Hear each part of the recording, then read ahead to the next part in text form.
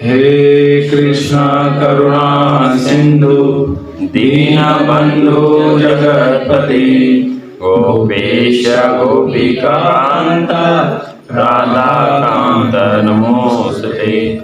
तप्त कांचन गौरांगी राधे वृंदावनेश्वरी वृषभानुसुते देवी प्रणमामि हरिप्रिय।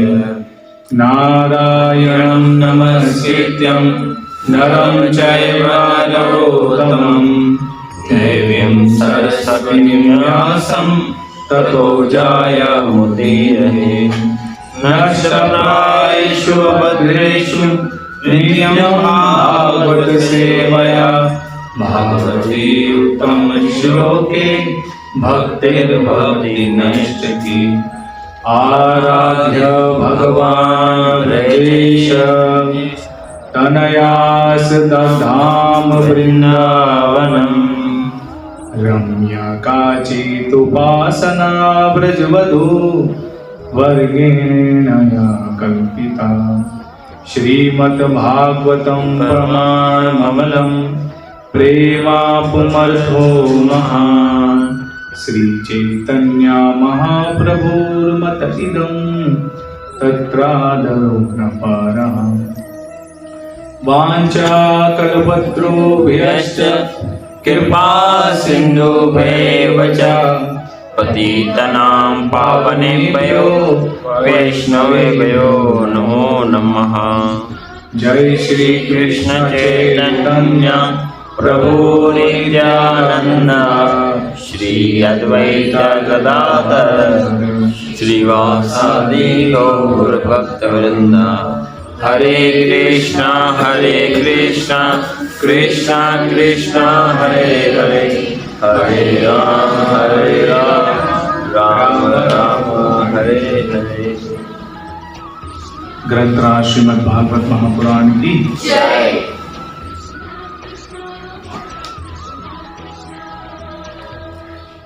आज कार्तिक के इस पावन दिन पर श्रीमद् भागवत पहला स्कंद और भीष्म पंचक का आज लास्ट डे है। भक्तगण आज के दिन संध्या काल में संध्या वंदन करने के बाद पूर्णिमा का दर्शन करके फिर अपना व्रत खोलते हैं। आज उनके व्रत का भी खोलने का दिन है संध्या के बाद। और पितामह भीष्म का आज जिस्म छोड़ने का लास्ट दिन है। आज पितामह भीष्म ने अपना शरीर कल वो तो आगे छोड़ा। तो पितामह भीष्म ने अपने इसी दिनों में शिक्षा पूरी करने के बाद फिर उन्होंने अपना शरीर त्याग दिया। और उन्हीं की शिक्षा को हम कंटिन्यू करेंगे जो पिछले कुछ दिनों से चल रही है। तो श्लोक नंबर आज हम पढ़ेंगे 17। तस्मात् इदं देवतंत्रं व्यासय भरत ऋषभ तस्य अनुवीतः अनथ नाथ पाहि प्रजः प्रभु तस्मात् इसीलिए इदं ये देवतंत्रं भाग्य का वशीकरण व्यासय निश्चित करके भरत ऋषभ हे भरत वंश में श्रेष्ठ तस्य उनके द्वारा अन्वितः इच्छिता इच्छित अनथ अनथ असह्य असह्य नाथ नाथ हे स्वामी हे स्वामी पाही पाही रक्षा करो रक्षा करो प्रजा प्रजा जनता की प्रभु प्रभु हे प्रभु अतः एवं हे भरतवंशियों में श्रेष्ठ युधिष्ठिर मैं मानता हूँ कि ये सब श्री भगवान की योजना के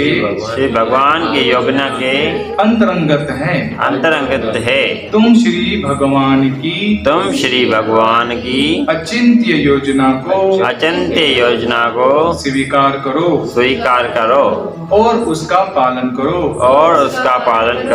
अब तुम नियुक्त किए गए शासन अध्यक्ष हो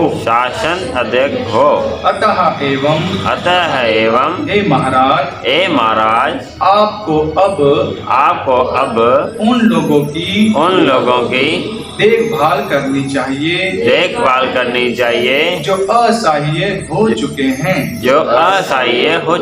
हैं पितामह भीष्म उनके मन की जो स्थिति थी जिसके कारण ये भगवान की प्लानिंग थी योजना थी कि वे सभी भगवान के शुद्ध भक्त पितामह भीष्म के पास आए और पितामह भीष्म जो राय देंगे वे बहुत ही इम्पोर्टेंट है। तो युधिष्ठिर महाराज को पितामह भीष्म कह रहे हैं कि मैं मानता हूं कि ये सब श्री भगवान की प्लानिंग की वजह से हुआ है। तुम श्री भगवान की जो अचिंत्य जो हमारी सोच से भी परे हैं प्लानिंग को स्वीकार करो और उसका पालन करो। अब तुम चुने गए हो भगवान के द्वारा ये शासन चलाने के लिए, इसलिए हे महाराज आपको अब उन लोगों की देखभाल करनी चाहिए जो बेचारे मददगार हैं, क्योंकि अभी उनकी मदद करने वाला कोई नहीं है।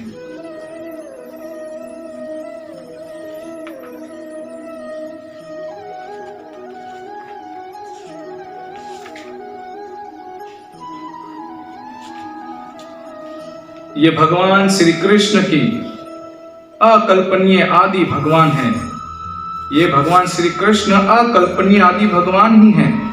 ये प्रथम नारायण अर्थात परम भोक्ता है, लेकिन ये राजा वैष्णव वंशी में हमारी ही तरह विचरण कर रहे हैं और हमें स्वर्जित शक्ति के द्वारा मोहग्रस्त कर रहे हैं।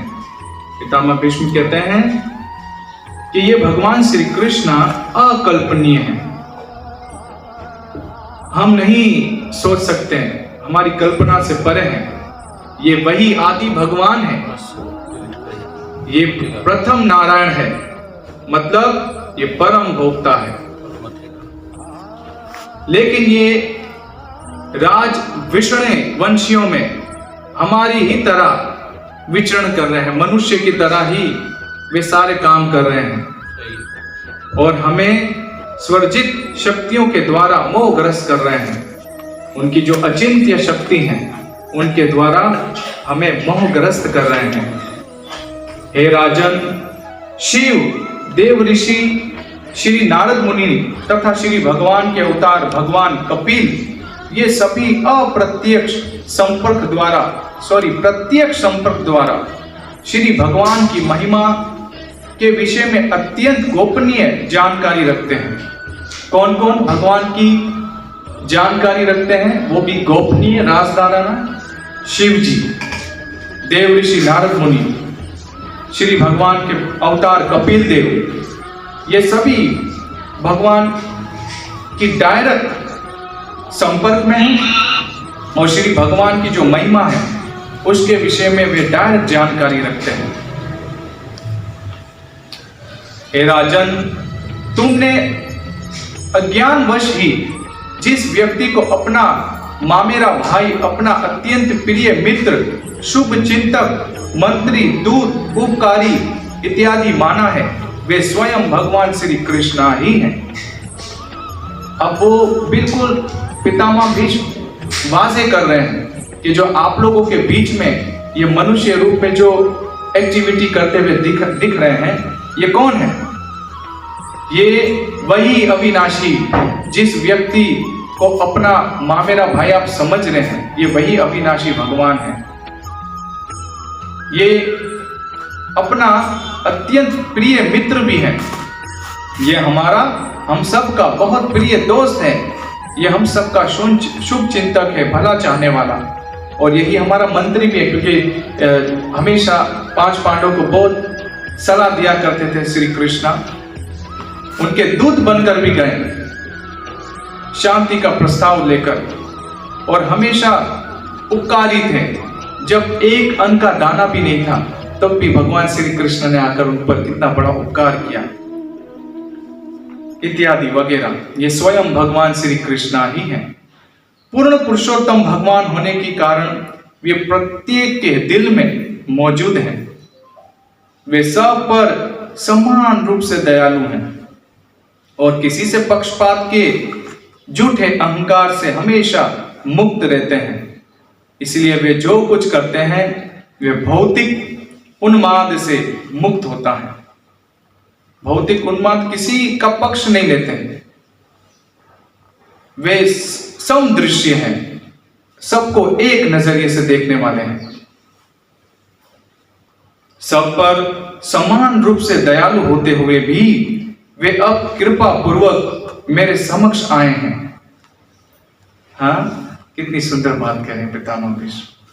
कह रहे हैं कि वो सब पर समान रूप से दयालु होते हैं, और समान रूप से दयालु होते हुए भी उनकी कृपा देखो कि अब वो मेरे सामने आए हैं, मेरे सामने आए हैं, मेरे सामने खड़े हैं। जब मैं अपने जीवन का अंत कर रहा हूं, क्योंकि मैं उनका अनन्य सेवक हूं। अब मैं अपना शरीर त्याग रहा हूं और वो मेरे सामने आए हैं, खड़े हैं मेरे सामने। क्यों? क्योंकि मैं उनका अनन्य भक्त हूं। उनको अपने पर विश्वास था कि मैं कृष्ण के अलावा किसी को नहीं जानता। अनन्य भक्त का मतलब ही है कि मैं भगवान, मेरे प्रभु श्री कृष्ण है, उनके अलावा मैं किसी को नहीं जानता। वे पुरुषोत्तम भगवान जो एक ग्रह भक्ति तथा ध्यान से एवं हरि नाम के कीर्तन से भक्तों के मन में प्रकट होते हैं। तो भगवान भक्तों के मन में कैसे प्रकट होते हैं? वे पुरुषोत्तम भगवान एकग्र भक्ति से और ध्यान एवं हरिनाम के कीर्तन के द्वारा वे मन में प्रकट होते हैं। वे उन भक्तों को उनके द्वारा भौतिक शरीर छोड़ते समय सकाम कर्म के बंधन से मुक्त कर देते हैं। जो सकाम कर्म करते हैं, फल की इच्छा रखते हैं, उनके भी बंधनों को भगवान मुक्त कर देते हैं। जो भौतिक शरीर छोड़ते समय भी सकाम कर्म की इच्छा रखते हैं, उनके भी इस बंधन को भी तोड़ देते हैं भगवान। हे चतुर्भुज रूप वाले, उगते सूर्य के समान अरुण नेत्रों तथा सुंदर रीति से सजाए मुस्कुराते मुखार बिंद वाले मेरे श्री भगवान, आप कृपा करके उस क्षण तक मेरी प्रतीक्षा करें जब तक मैं अपना ये भौतिक शरीर छोड़ ना दूं। और पितामह भीष्म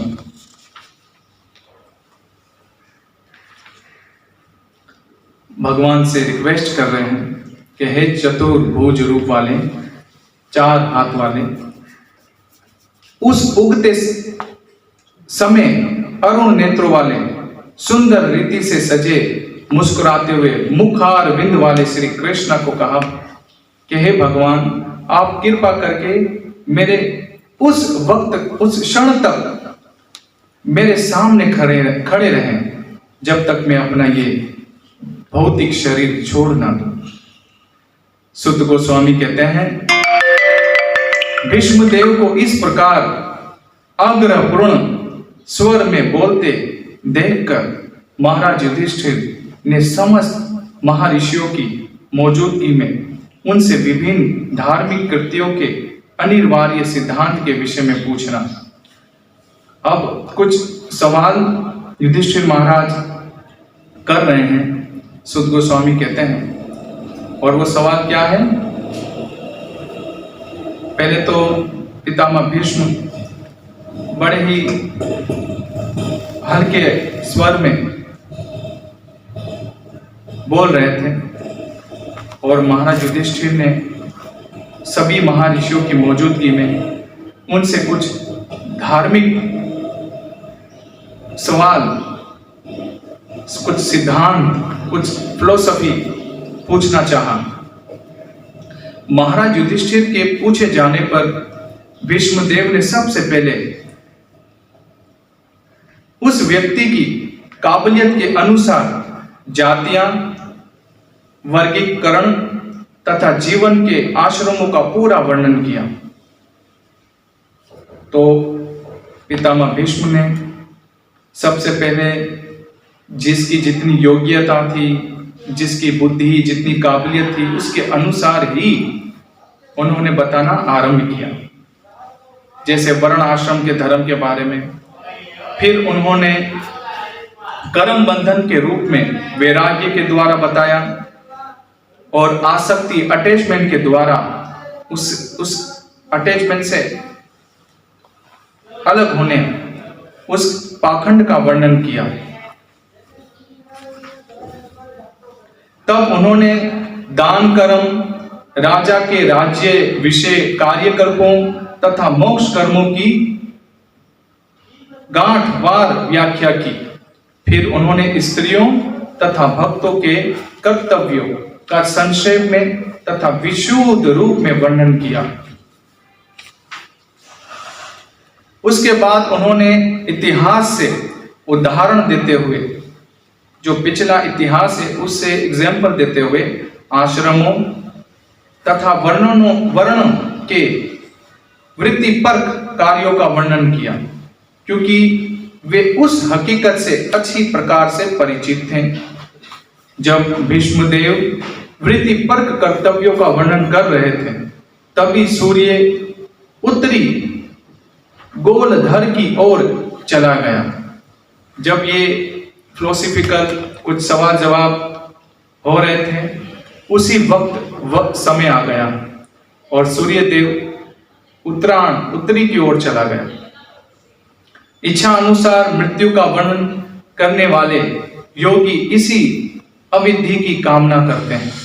जो अपनी इच्छा से मृत्यु को बुलाते हैं, वे इसी समय का इंतजार करते हैं कि जब सूर्य उत्तरी की तरफ चला जाता है, उत्तर की तरफ।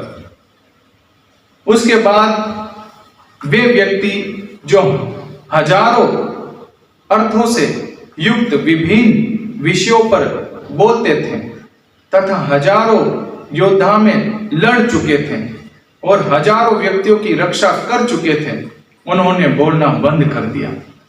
कौन? पितामह भीष्म। बहुत हाई पर्सनैलिटी पितामह भीष्म, बड़े शुद्ध भक्त थे।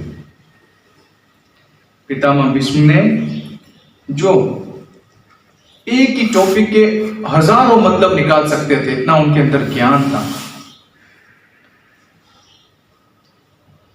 और अलग अलग विषयों पे बोलने की कला बहुत थी उनके अंदर। एक ही विषयों में अलग अलग तरीके से डिफाइन करना, और हजारों योद्धा को मार चुके थे, हजारों लड़ने में एकदम एक्सपर्ट,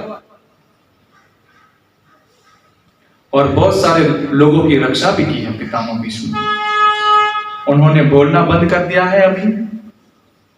उन्होंने समस्त बंधनों से पूर्ण रूप से मुक्त होकर अन्य सभी वस्तु से अपना मन हटाकर अपने खुले नेत्रों को उन आदि भगवान श्री कृष्ण पर टिका दिया, जो उनके सामने खड़े थे, जो चार भुजाओं वाले थे और जगमग करते एवं चमचमाते हुए पीत वस्त्र धारण किए हुए थे। बड़े सुंदर भगवान वासुदेव लग रहे थे, जिनका यहां पर संक्षेप में वर्णन किया जा रहा है।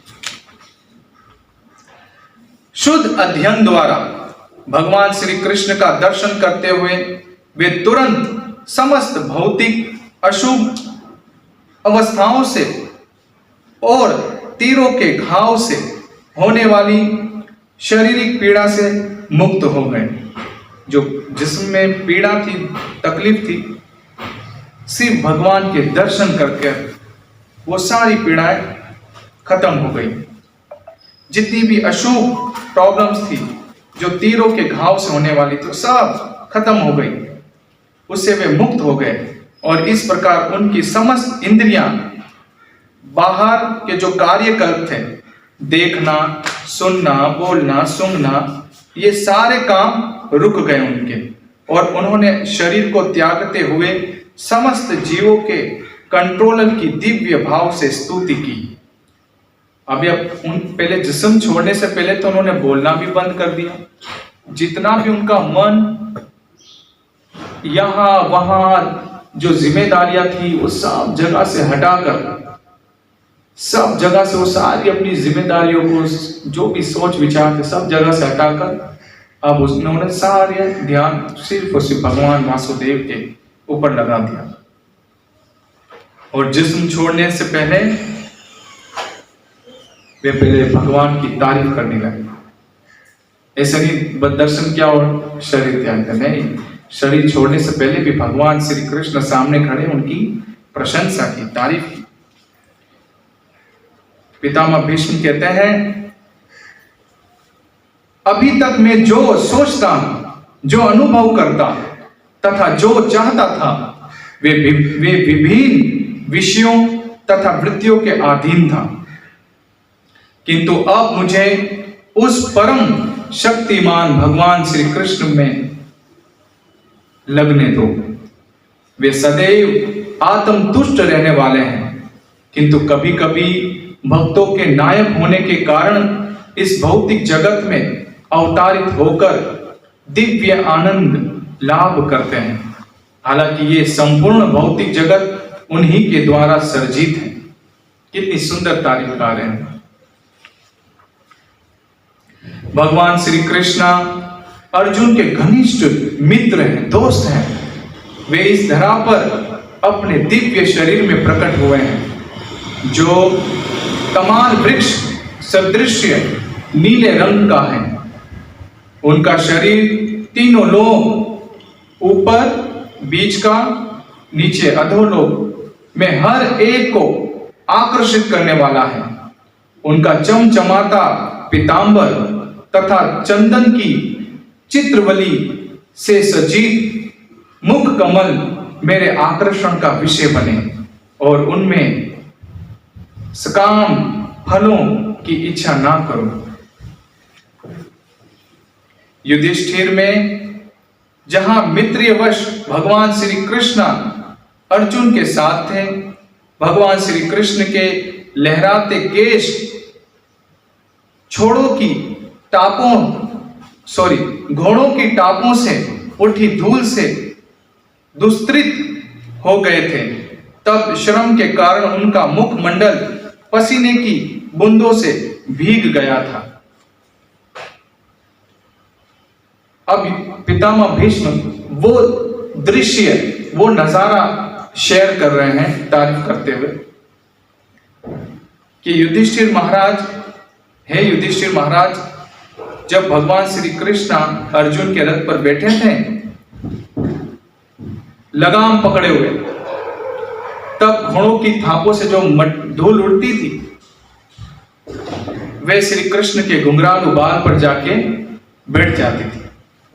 और कृष्ण जो घोड़ों को लगाम दिए मेहनत करते हुए चल रहे थे, उनकी वजह से उनके चेहरे पर पसीना आ जाता था, और वो पसीना की बूंद यूं डायमंड की तरह चमकती हुई नीचे उतर रही होती थी।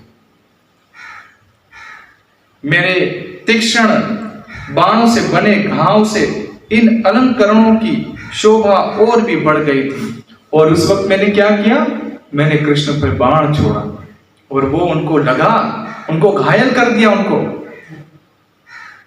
वे उनका आस्वादन कर रहे थे, वे उसका टेस्ट ले रहे थे, उस बाण का टेस्ट ले रहे थे। मेरा मन उन्हीं श्री भगवान कृष्ण के प्रति आकर्षित हो। कैसे वासुदेव श्री कृष्ण है ना, भक्तों के लिए क्या नहीं करते वो। तीर तक खाया, हाँ, घोड़ा चलाया। कृष्णा जो घोड़े थे ना उनकी भी बड़ी सेवा करते थे कृष्णा, क्योंकि ग्वाले थे। तो वो जब घोड़े थक जाते थे तो अपने रथ से नीचे उतरते थे, उनको अच्छे से धूल मिट्टी से साफ करके उनको पानी वगैरह पिलाना, घास वगैरह खिलाना, खूब उनको सहलाना। इस तरीके से भगवान उनकी सेवा करते थे। फिर बाद में फिर वो जब एक्टिव हो जाते थे तो फिर अर्जुन ठीक है, स्टार्ट है, चलते हैं। तो अपने दोस्त के आदेश का पालन करते हुए भगवान श्री कृष्ण कुरुक्षेत्र के युद्ध स्थल में अर्जुन तथा दुर्योधन के सैनिकों के बीच प्रवेश हो गए और वहां मौजूद होकर उन्होंने अपनी कृपा दृष्टि से विरोधी पक्ष की आयु क्षीण कर दी। सिर्फ देखकर ही भगवान ने उनकी आयु कम कर दी। ये सब शत्रु पर उनके दृष्टिपात करने मात्र से ही हो गया। मेरा मन उन भगवान श्री कृष्ण में स्थित हो। सिर्फ भगवान देखकर ही लोगों की आयु बढ़ा देते हैं और देखकर ही आयु कम कर देते हैं। इसलिए हमें भगवान का रोजाना दर्शन करना चाहिए, क्योंकि वो देखेंगे, वो श्याम सुंदर जब हमें देखेंगे तो हो सकता है हमारी आयु बढ़ जाए, हो सकता है हमारी जो आयु है वो कम भी हो जाए, वो उनके ऊपर है। लेकिन बढ़ जाए या कम हो जाए क्या फर्क पड़ता है। तुम साथ हो जो मेरे, तो किस चीज की कमी। हाँ, इतने सुंदर दर्शन हो, यही तो जीवन है जी। जब तक हम श्याम सुंदर का दिन भर दर्शन नहीं करते ना, ये आंखों को कोई चीज देखने के काबिल नहीं। इसलिए ये आंखें बनी इनकी सेवा के लिए, इनके दर्शन के लिए। ये हाथ बने ही इनकी सेवा के लिए। ये पूरा बॉडी लैंग्वेज ही इनकी सेवा के लिए बना है। बाकी इससे हटकर जो भी सेवा होती है वो कर्म बंधन है। जब युद्ध क्षेत्र में अर्जुन अपने सामने सैनिकों तथा सेनापतियों को देखकर अज्ञान से कलुषित हो रहा लग रहा था, तब श्री भगवान ने उसके अज्ञान को दिव्य ज्ञान प्रदान करके समूल नष्ट कर दिया। उनके चरण कमल सदैव मेरे आकर्षण के लक्ष्य बने रहे।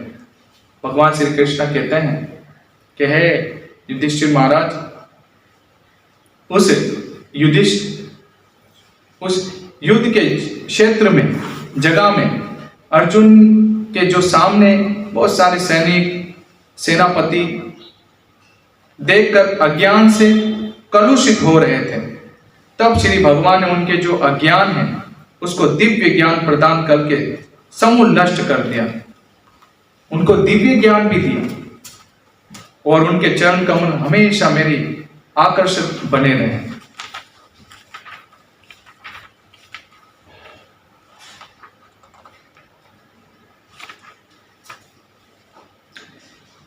मेरी इच्छा को पूरी करते हुए तथा अपनी प्रतिज्ञा तोड़कर वे रथ से नीचे उतर आए, उसका पहिया उठा लिया और तेजी से मेरी ओर दौड़े, जिस प्रकार कोई सिंह किसी हाथी को मारने हेतु दौड़ पड़ता है। इसमें उनका उत्तरी वस्त्र भी रास्ते में गिर गया। और ये तो आप सभी जानते हैं कि ये तो इतना सुंदर दृष्टांत है। भगवान ने प्रतिज्ञा ली थी कि मैं कोई शस्त्र नहीं उठाऊंगा, लेकिन पितामह भीष्म ने कहा था कि मैं प्रभु उठवा के रहूंगा। तो भगवान ने अपनी प्रतिज्ञा तोड़ दी। क्यों? भक्त। और पितामह भीष्म वो याद करवा रहे हैं श्री कृष्ण को कि हे मेरे प्रभु, मेरी इच्छा आपने पूरी की, आपकी तो प्रतिज्ञा मैंने तोड़ दी और आपने शस्त्र उठा लिया।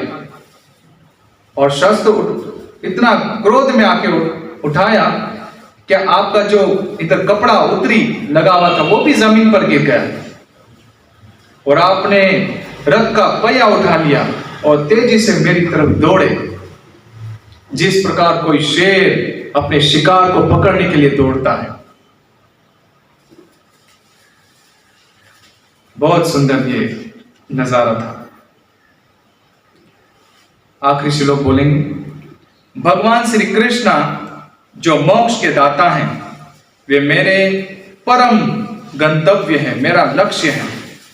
युधिष्ठिर में उन्होंने मुझ पर आक्रमण किया, युद्ध क्षेत्र में उन्होंने मुझ पर आक्रमण किया, मानो वे मेरे पहने बाणों से बने घावों के कारण क्रोध हो गए हो। उनका कवच छिद्र गया था और उनका शरीर घाव के कारण खून से सन गया था। कृष्ण को जब पितामह भीष्म ने बाण मारा था तो उनका कवच भी टूट गया था और ब्लड भी बहुत निकला था कृष्ण का बॉडी हमारी तरह नहीं है। ये जो दृष्टांत है ऐसा मत समझेगा कि हमारी तरह बॉडी है, कृष्ण का हमारी तरह नहीं है, वो दिव्य है, रूहानी है। तो भगवान श्री कृष्ण जो मोक्ष के दाता है, वही मेरा टारगेट हो, वही मेरा लक्ष्य हो। क्योंकि युद्ध क्षेत्र में उन्होंने मुझ पर आक्रमण किया, अर्जुन ने मुझ पर आक्रमण किया था, मानो वे मेरे पहने हुए बाणों से बने जो घाव है उसके कारण क्रोध में आ गए हो। क्योंकि मैंने उनको मारा था तो वो मेरे सामने बड़े क्रोध में आ गए थे और उनका कवच टूट गया था और उनके शरीर में जो घाव थे उस घाव की वजह से सारा खून बह रहा था। हरे कृष्ण। तो पितामह भीष्म, आप समझ सकते हैं कितने शुद्ध भक्त थे। आज हम ये कृष्ण भावना जो ग्रहण कर रहे हैं श्रील प्रभुपाद की कृपा से, बेवजह कृपा से, ये शुद्ध सत्व गुण की जो एक्टिविटी है, ये श्रील प्रभुपाद ने पूरी दुनिया में स्थापना की। और श्रील प्रभुपाद जी जैसे, पितामह भीष्म जैसे महाजन यही धर्म की स्थापना करते हैं। क्योंकि भगवान कभी कभी अपनी शक्तियों के द्वारा, क्योंकि प्रभुपाद भी भगवान की एक शक्ति आवेश अवतार थे, वे भी भगवान की एक पूरी परंपरा की शक्ति को लेकर आए थे। पूरी परंपरा की उनके ऊपर शक्ति थी और श्रील प्रभुपाद की कृपा से, गुरु गौरांग की कृपा से आज पूरी पृथ्वी में जो बड़े बड़े दिग्गज पितामह भीष्म जैसे महाजनों ने कृष्ण की बेवजह भक्ति को अपनाया, जो बीच में लुप्त हो गया था, वही उन्होंने स्थापना किया। श्रील प्रभुपाद ने सभी लोगों को बताया कि ऐसे ऐसे दिग्गज लोगों ने धर्म को अपनाया था, कृष्ण की भक्ति की थी, और हम क्यों नहीं करते? हमें भी कृष्ण की भक्ति करनी चाहिए। एकमात्र श्री कृष्ण ही है जो हमें शुद्ध प्रेम दे सकते हैं, परम शांति दे सकते हैं, आनंद दे सकते हैं। कृष्ण आनंद जो भंडार ना एक पुस्तक है ना, कृष्ण आनंद जो भंडार, और कोई भंडार नहीं है, कृष्ण आनंद जो भंडार है। वो उनका देखो, उनका बॉडी लैंग्वेज ही कैसा है, उनको देखकर ही होता है कि हाँ, ये सबसे ज्यादा खुशी व्यक्ति दिखता है ना। एक तो 3 जगह से टेढ़े हैं, कोई भी अगर उनकी चुंगल में आ गया तो छूटेगा नहीं, भले वो छोड़ने की कोशिश करे, भले वो भूल जाए, लेकिन जो फंस गया कृष्ण उसको छोड़ेंगे नहीं। इसलिए ये सारा ज्ञान, विज्ञान, भक्ति, ये सब ऐसे शुद्ध भक्तों की कृपा से समझ में आता है सुनकर। बहुत बहुत धन्यवाद आप लोगों का। हरे कृष्ण। जय श्री प्रभुपाद।